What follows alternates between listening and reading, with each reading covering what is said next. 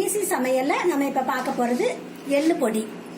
எள்ளு பொடி செய்ய தேவையான பொருள் எள்ளு, வேர்க்கடலை, மிளகாய் வத்தல், பெருங்காயம், கருவேப்பிலை, உப்பு. இப்ப எள்ளு இந்த பவுல்ல ஒரு பவுல் எடுத்தோம்னா இதுல அரை பவுல் வேர்க்கடலை போட்டுக்கணும். எள்ளு மட்டும் வறுத்துட்டு இது எல்லாம் சேர்த்து பொடி பண்ணிட்டா எள்ளு பொடி ரெடி ஆயிரும்.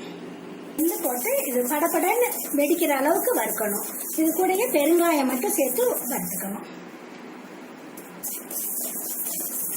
எள்ளு படப்படன்னு வறுத்தோன்னு ஸ்டவ் ஆஃப் பண்ணிட்டு இது எல்லாத்தையும் போட்டு அந்த ஹீட்லயே அப்படியே வரும்.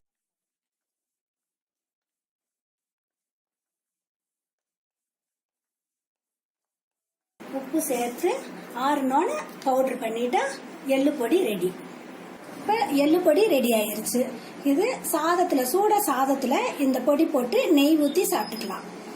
எமர்ஜென்சிக்கு வேணும்னா தோசைக்கு, இட்லிக்கு எல்லாமே தொட்டு சாப்பிட்டுக்கலாம்.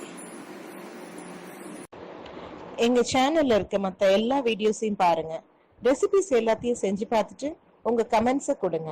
எங்க வீடியோவை லைக் பண்ணுங்க, மத்தவங்களுக்கு ஷேர் பண்ணுங்க.